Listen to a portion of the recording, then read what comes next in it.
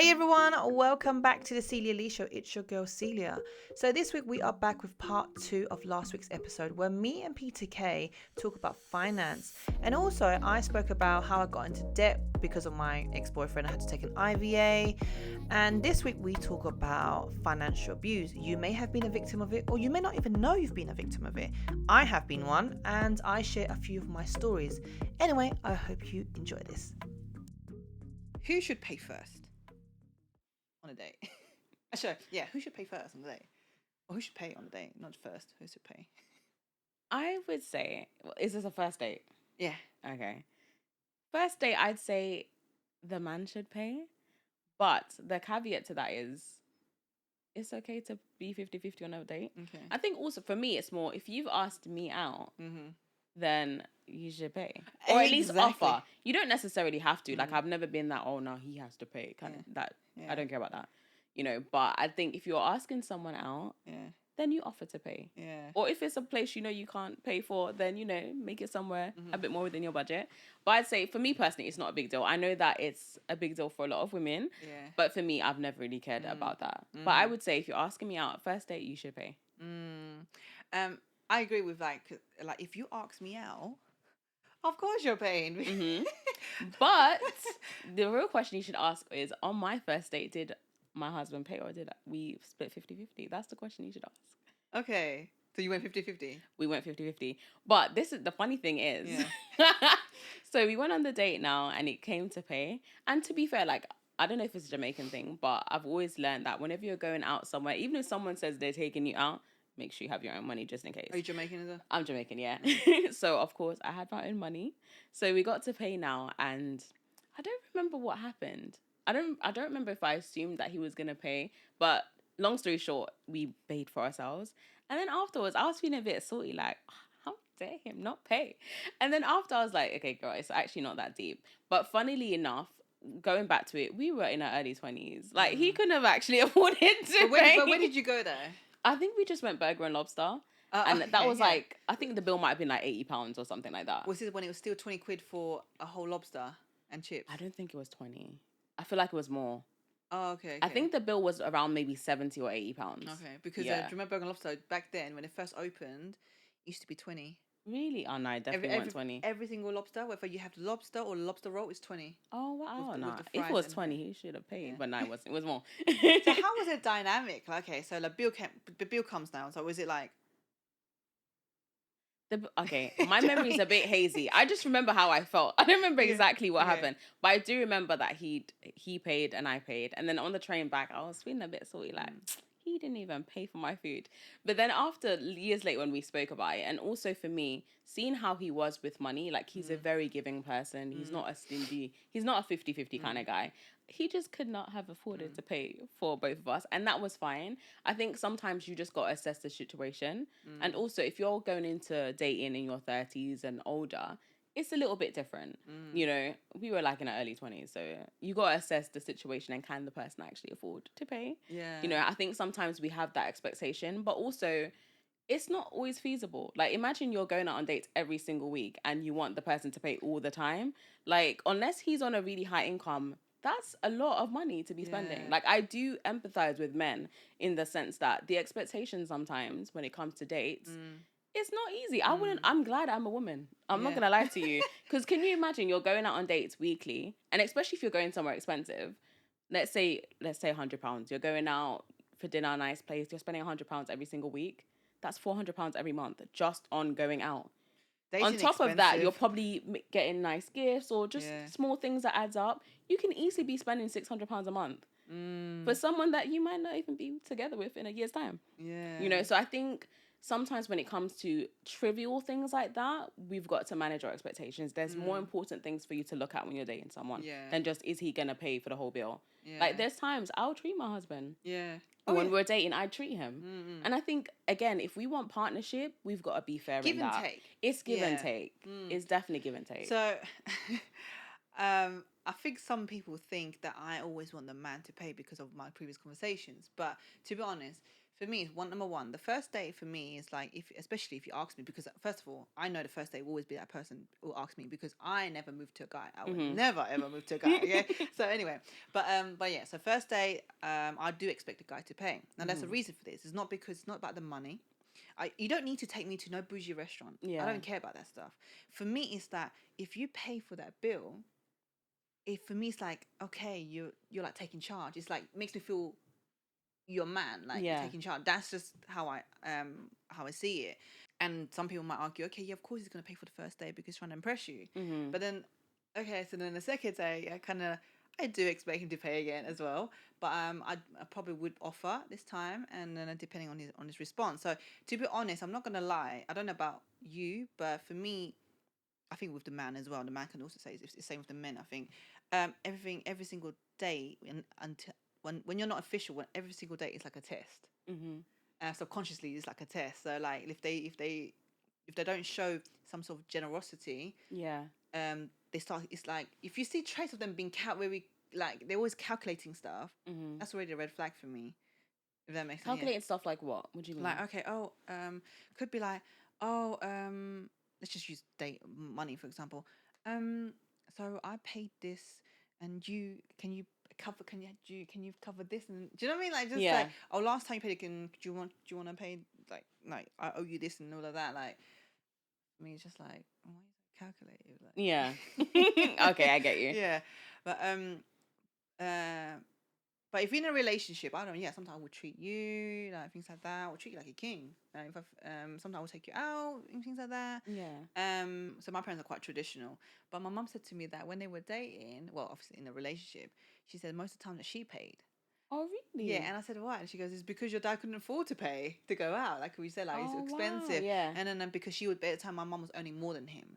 So my mum's like, oh, I just thought, let me help him out. That. And I was like, what? So mum, did you not ever thought like leaving dad because you thought, and then she not was leaving like, him. and she was like, no, actually, and I just thought, it's just life, it's just a real situation, nothing wrong with helping someone out like that. I was like, okay, that's nice. Oh wow, I wasn't expecting that. Yeah. I did not think that was what you were gonna say. What did you expect? What do you think I was gonna say?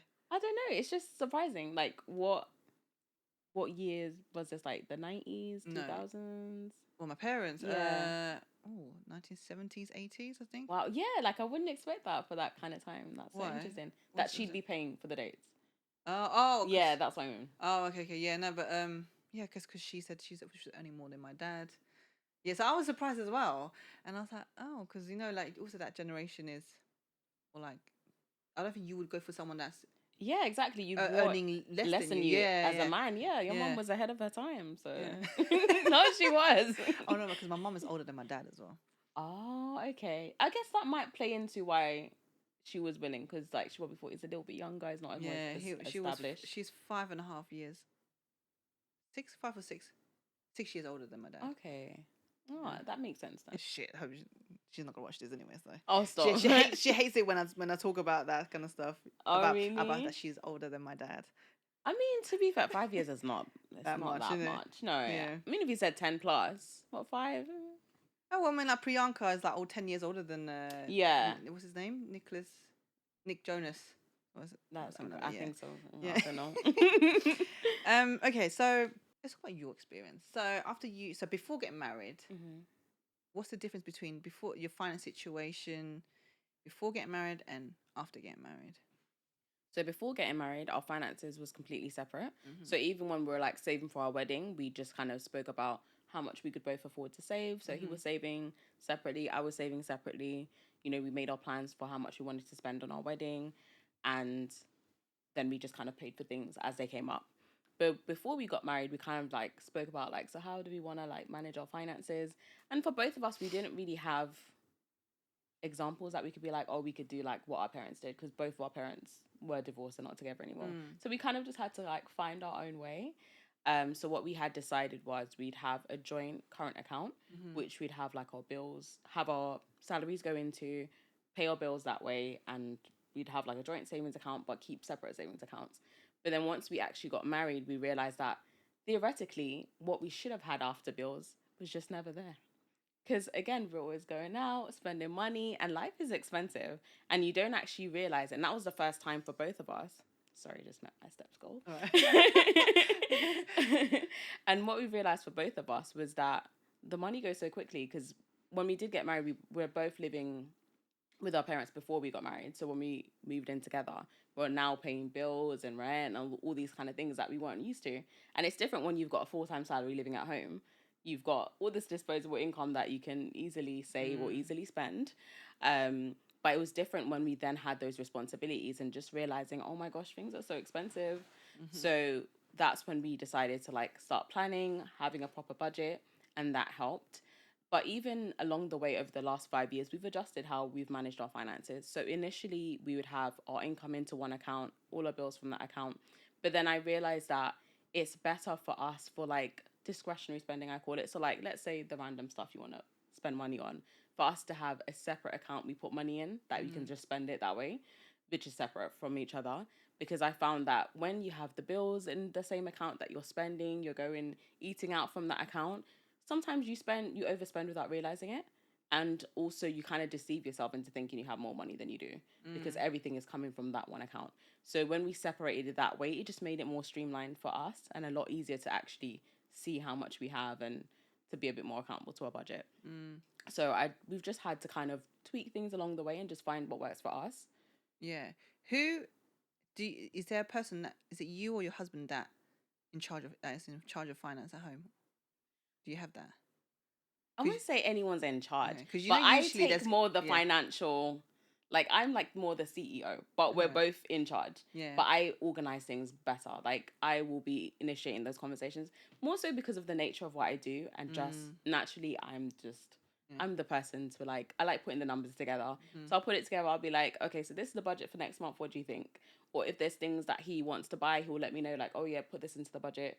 So it just works better that way for us. We discuss it, we speak about it, and I just kind of put the numbers together. And if he doesn't agree, then we find a compromise and so on. So it's more so me. So like, okay, let's say what about bills? How do you two pay it? Is it your half? Or So for us, there is no 50%, 40%. Both of our incomes go into one account, and the money just pays for things. So we don't necessarily like, oh, I'll put 40% towards this. So like I said to you before, the way that we see our money is his money is mine, and so on. Like he earns more. That's so beautiful. I'm not And gonna lie. honestly, for me, like when I hear people saying the 50-50 thing, if it works for you, go girl. But for me, the way I see it is, one, I trust this man. Yeah. And he's shown me that I can trust him. I don't have a fear of like, oh, what if he cuts me up? Like, I'll be fine. I've got savings. And I'm a smart woman. I will figure it out. You know, I'm not operating from a place of like fear of what if something happens. If something happens, I will be fine. You know, I have got savings. But equally for us, we've both built that trust in each other, as far as like, he's shown that he can be responsible financially. I've shown that. So there isn't that fear of, you know. And I think also sometimes there is issues with couples when it comes to money, because you don't have discussions. Yeah. You don't speak about it. And it's really just a matter of getting onto the same team and having even goals together as a couple. Because the way that you see money is going to be different. You've come from different households. There's certain things that I will be a bit more disciplined with when it comes to financially, whereas for him, it might be more of a challenge and so on. But it's us kind of speaking about it. And there were times that I've had to say to him, like, you are overspending a lot and it's really making me feel like this. And it's not easy having those conversations, but it's important. And also there's times where he might feel like we can't have any fun, like you're being too strict with the budget. So it's having those discussions and actually coming to a compromise for the good of your relationship is important. So having those money talks, like normalizing talking about it. Like sometimes we're going out and we'll be talking about, oh yeah, add this into the budget. It's very normal. It doesn't have to be a formal, let's sit down and talk about the budget. Because that's how I would make it. And when you do that, it just makes it like stiff. You feel like you're in a work meeting. It shouldn't be that way. Yeah. So just like having those conversations and building that trust. And if you have concerns, you should be able to say to your partner that, I don't feel comfortable when it comes to how you're managing our money. You know, you should be able to feel comfortable. And if you don't, you've got to look at, why is that? Or what can we do to change that? Yeah, because I have heard before where in a relationship, finance is one of the things that could affect the relationship. Oh yeah, and I see why. Sometimes it's not because of a lack. Sometimes it could be a lack of money, but sometimes a lot of the times it's how money is managed, or how Like it could be how someone's spending, the decision someone's making financially, Mm-hmm. or even how somebody uses money as a point of control in the relationship. So maybe I make more money, so things has to be this way, and you don't necessarily allow the person to have a say in the relationship. So I can see how, it can affect people. And also sometimes when you are going through financial difficulties, it can add a huge level of stress to the relationship because you're worried about money. Let's say you're in debt, you've got children, you're in debt, you've got debts from the holidays or debts from the renovations on the house. These are common things that people get into debt for, and it adds that level of stress. And imagine if you're not actually working together, you're not like, okay, babe, let's sit down, let's make a plan. We're in this debt, but we're in it together. How can we get out of it?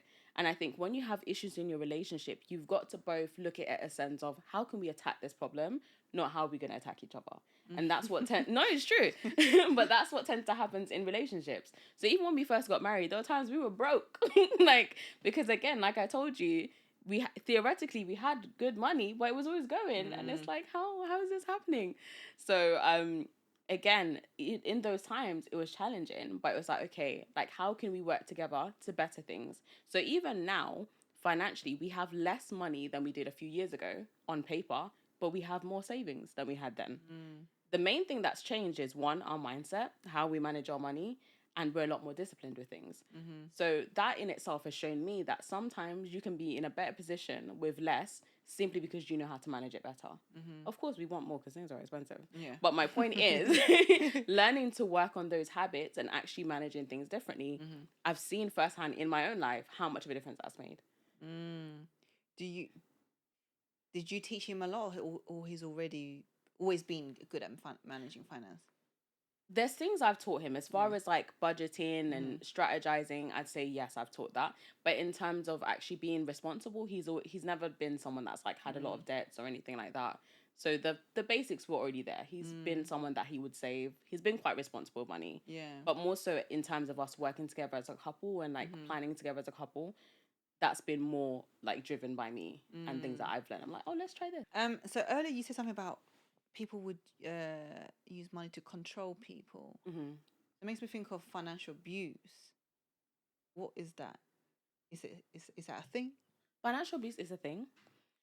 And when it comes to financial abuse, it's not just necessarily in a relationship. It could be financial abuse with a parent. I would say, by my own definition, financial abuse is where somebody uses finance as a term to abuse someone, to take advantage of them. So it could be abusing them as far as spending their money without their consent, or forcing them to make certain financial decisions, or even in the example you gave about the credit card, getting them like, oh, get this, that one is a common one.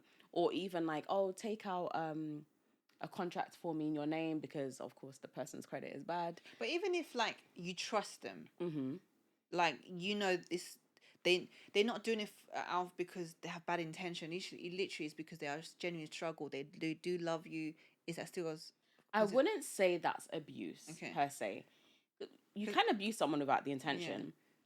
I'd say the abuse comes into play when it's coerced, like they're forcing you or blackmailing, like, oh, please, you have to help me. Because then it's removing the choice, So I'd say it becomes abuse when you're being pressured into doing something, or they're doing something without even asking you. Like, oh yeah, by the way, I took this out in your name. There's things like that happen a lot with families as well, and also couples. It's easier because you're probably living together. So when you're forced into doing something, or they make a decision without even asking you, that's a financial decision. In that case, I would say it's abuse. I was gonna say, like, so going back, touch on a bit my past relationship. So it wasn't just a credit card. I even bought a car. Wow. He bought a car under my name, but he paid for that car. Okay, that's good. Yeah. At least he paid for that. He paid for the car, but put it under my name because his credit, because what was it again? Even with DVL, is DVLA DVLA, DVLA, yeah. It had a bad name or something because I can't remember why, but basically, if he takes out a car, they will basically get rid of him, get rid of it from him. Wow. I can't remember what the reason was. Yeah, so that's why I had to put it under my name. But all of this at the time is I obviously he never forced me, but I did it because one, obviously, because I loved him. Two, I'll feel bad if I don't do it. Yeah. So what if I'd say in your situation, if he didn't necessarily force you or like pressured you, like, oh, yeah, please, you've got to help me. yeah, Because when someone pressures you, it's not always like shouting or like yeah, coercive, like, I'm going to beat you up. Sometimes it might just be like, oh, if you don't help me, my life is going to be over. And then you kind of feel backed into a yeah, corner that it's like, oh, you kind of give in. So I'd say maybe in your situation wasn't necessarily abuse. what could have done? What but could I have done instead? I guess. in hindsight, for me, the way I see it, if somebody has bad credit, that shows they've made bad decisions. And I've got to look at that person for their behavior now. Have they changed? Like, can I count that this person's actually going to pay me the money back? So for me, a rule of thumb that I have, if anyone asks me for money, friends, family, whatever, I look at, do I trust that this person's going to pay me back? There's some people I know they're not good with money. So I wouldn't lend them money. I'd give them money if I can, and I know I don't need it back. I'll be like, okay, that's fine, I'll help you. But if I'm not confident in them actually paying me back, they're not reliable, then for me, it's a hard no. So I'd say in that situation, I would also, especially if it's taking something out on credit, the way I'd be looking at it is, it's in my name. So if they don't pay it back, I have to. Especially for something large, I'd probably say no. You know, I actually have been financially abused actually. Really? Back when I was in uni, by my boyfriend at the time. Wow. Yeah, I done lot of silly stuff when I was younger. I had this boyfriend who, to give you the context, so he's from Nigeria, and he came to the UK on a student visa, Okay. and he got into a fight, something like that, or someone reported him to the police, so they took his passport, and his passport was to the Home Office. So now every week he has to sign in. Okay. That's the reason I'm telling this. So because of that, now he can't really get a job because he has no passport, right? So now that means now he's gonna live on me now. And I was in uni, and I didn't have a job, but money was from student grant. Oh no, I see where this is going. Yeah, and then because he knew that I get this free money, and he'd be like, "Oh, what? So you're not gonna share it with me? You're not gonna, like, I'm your man, thing like that." And I was like, "Oh, like, come on." And he would, like, take me to the cash point and actually, like, what are you gonna give me? I give him 80. He goes, "What? Is that what you're gonna give me? Wait, how much?" That was definitely abuse. Yeah, and it was like, "You got this amount money," and I was with him for 3 years as well. But you got this amount this month. What you trying to? Is that all you giving me? Come on, man, I need to eat and just all that kind of stuff. And I was like, okay, fine. I give him £100, thing like that.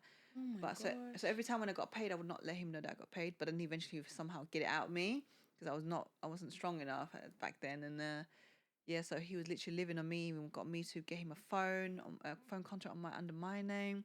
But that thank goodness. Oh my God, this is like, okay. He's gonna go the woo with kind of stuff now. So the day I got this phone contract for him, so he got it out, got it for him. The next day, sorry, you apply. I think it was back when Carphone Warehouse used to still exist. Yeah. You done online, innit? Do all online, and it was. I don't think it was next day delivery. This one, it was like a few days later.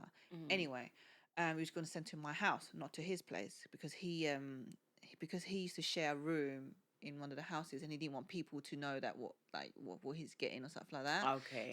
So he wanted things to go to my house anyway. Yeah. The day it came, that night, I swear to God, I had a dream. I had a dream that my dad opened a letter that is under my name, which is from O2. Yeah. And that was a dream. Okay, basically, my dad found out and opened a letter, but nothing else happened in that dream. But obviously, I don't want them to know that I got a phone out for him. Okay. So anyway, so that day I got on with my day, went to uni. On my way back home from uni, I was on the train, and my dad calls me. He was like, "Where are you?" So on my way home, he goes, "Okay, I got to speak to you." In my heart already, my instinct was telling me to do for my dream. Go home. Whole phone. No, did the phone come? Oh God, hold on, I'm trying to think. Wait, no. We went to Carphone Warehouse shop to get the phone. So he got the phone the same day. But the confirmation letter came a few days later. Yeah, that's the one, yeah. So then got home, sat me down, my mum was there as well. He goes, "What is this?" "Well, you got a new phone." And I was like, yeah. "Where is it?" I'm like, I haven't got it. Is it for you or is it for your boyfriend? I was like, what boyfriend? Like that. And he goes, like, basically, are you stupid? Blah, blah, blah, things like that. Why can't he get it on himself? You're going to, well, so you're ending up when you're going to pay for 2 phones now. You're not even working, blah, blah. He goes, you better take it back. Thank goodness I had the 14-day cooling off period. Oh, So, good. and I was like, crying, and I called him. But you see, going back to the dream, you see how mad that was. I had a dream about, and basically he opened a letter. And normally he doesn't open my letters. But he knows I'm not with O2. He knows I'm with T-Mobile back then. That makes sense. But I was still pissed. I was like, so why are you opening my letters? And he goes to me, you know what? I didn't purposely open your letter, but I accidentally opened it because basically my dad would at the time he get all the pile of letters and he would just like open, like not really check in. Yeah. And he just happened to open my one. Normally he doesn't open letters. It. Yeah. Anyway, so then well, obviously I returned that phone. Yeah, when I called him, I told him, like, I was crying to him. I was like, you need to give me the phone back. We need to go. And he was like, what? Wait, hold on a second. What are you telling me? Are you hearing what you're telling me? Your dad is telling you to get the phone back. How old are you, Celia?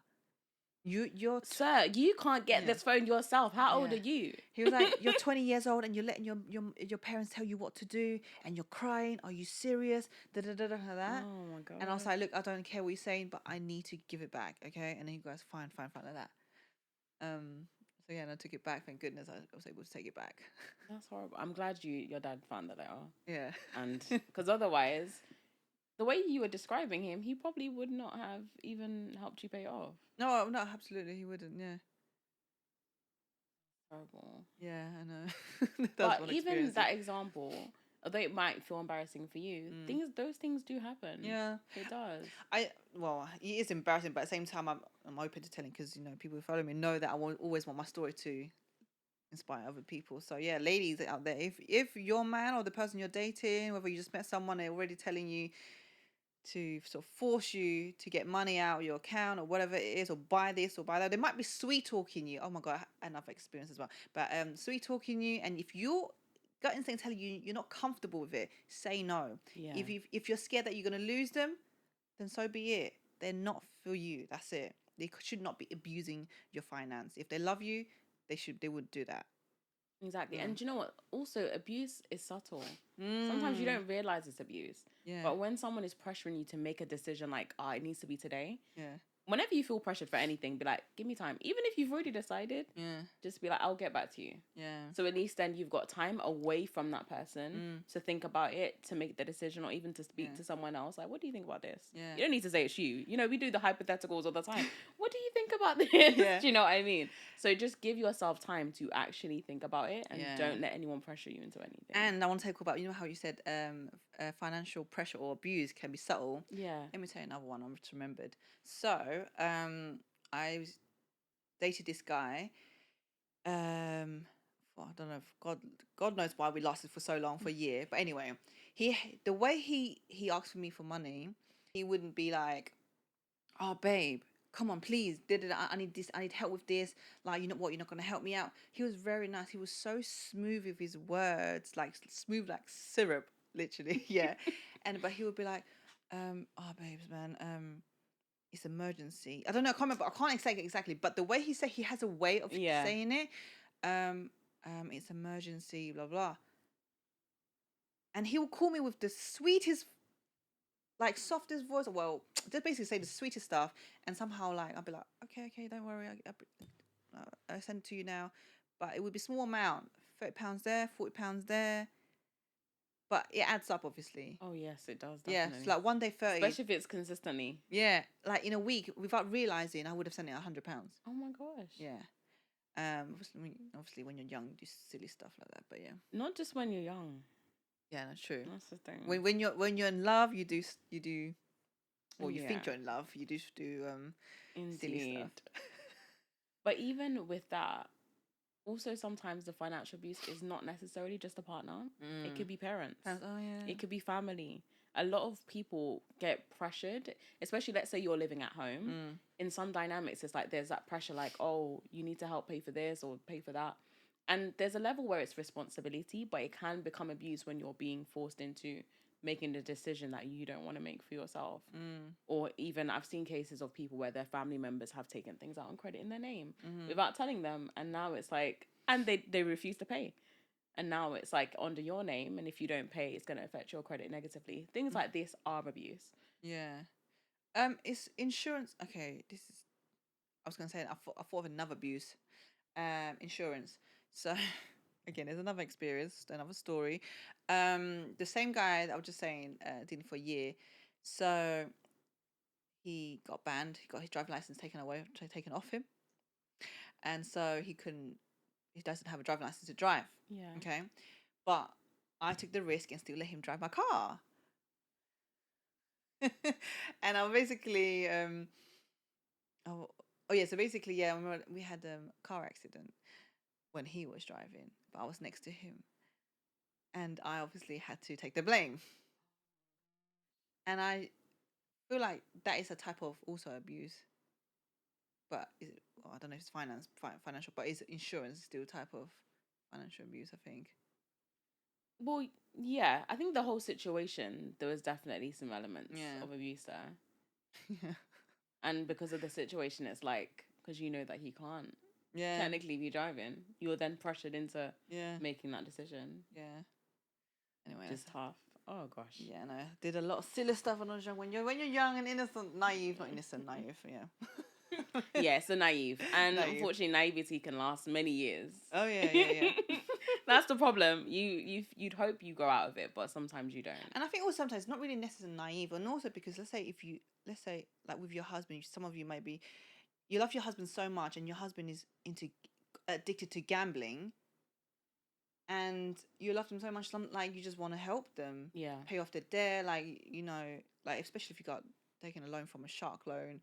I don't know about in this country, but let's say like countries in like Asia, Hong Kong, if they have loan sharks here too. Yeah, loan sharks the one. Yeah, but like they come and like they could do stuff like I don't know, abuse, like assault you and all of that.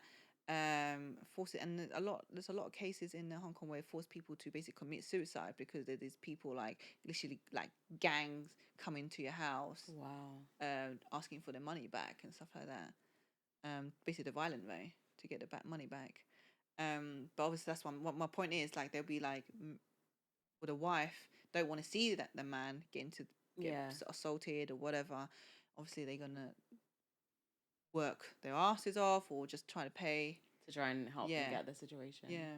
Yeah. I mean, things aren't always black and white, but I think if you're in a situation like that where you are dealing with addiction or something like that, you've got to understand that you can support the person, but you can't change them. And they will need to get professional help, especially if it is something that they can't change on their own. And sometimes you want to feel like, oh, I want to help you, but you might not there's only so much your help can go. Sometimes they need to get professional help, but also they need to be willing. If they're not, then they're probably not going to change. And so you, for yourself, will need to set some boundaries of, if the person's not willing to change and work on their issues, then I'm going to need to make some tough decisions. Yeah, exactly. Yeah, boundaries. This is another thing.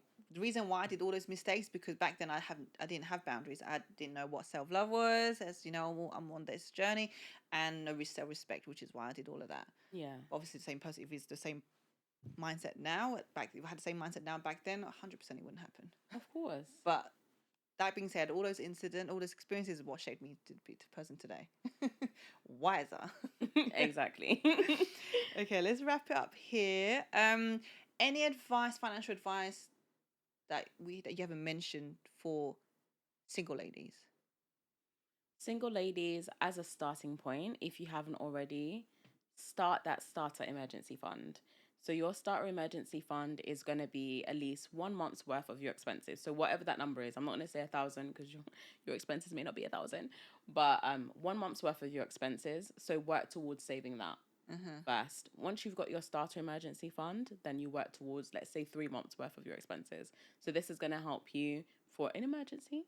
So if anything happens, or let's say your bills increase a lot and you need some extra money, you'll have that cushion to lean on. So definitely work towards that. You've got to be strategic when it comes to your savings. So have an emergency fund, but also if you like to travel, have a separate savings for your holidays. for your personal development, if there's things that you want to do or you have ideas, or in your case, like with your podcast, have a separate fund that's for your personal development, building your brand, that you put money in towards. And don't just see it as like, oh, I'm having to deny myself. You're investing in yourself. Saving that emergency fund is going to help you. Especially, the funny thing is, we take the small amounts for granted, but when you are super broke, you value that £50. Oh, I know that. You value Or that. £3. It seems small, but it's like, oh, thank God for that. Do you know what I mean? Yeah. So it's like, see it in that sense, that what you're doing right now is actually helping your future self. It's like some of the bad decisions you make, you're now feeling what you did 10 years ago. Do you know what I mean? Some of those decisions. Equally, it's going to be the same when you're making those positive decisions now. And advice for married women? Married women, if you don't know how to budget, or you're very, what's the word? If you're not involved. Oh, okay, let me do that again. So for married women, I'd say if you're not involved in your finances, like you don't know what's going on, you don't know how much your partner has saved or how much you have saved, you need to have an active presence in your finances. Even if your husband is the one that's managing it, it's important for you to know. There's situations where a husband passes away and the woman, she knows nothing. She doesn't know if there's a will. She doesn't know how much is saved, where it's saved. It's important for you to know. Even if it's just for logistic purposes and they're doing it well, you still need to know. And vice versa.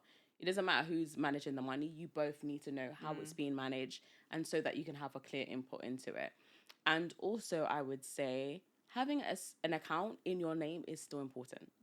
It doesn't mean just in case it doesn't work out. Like for me, I don't have that kind of mindset, but it's still important to have your own money. Anything can happen.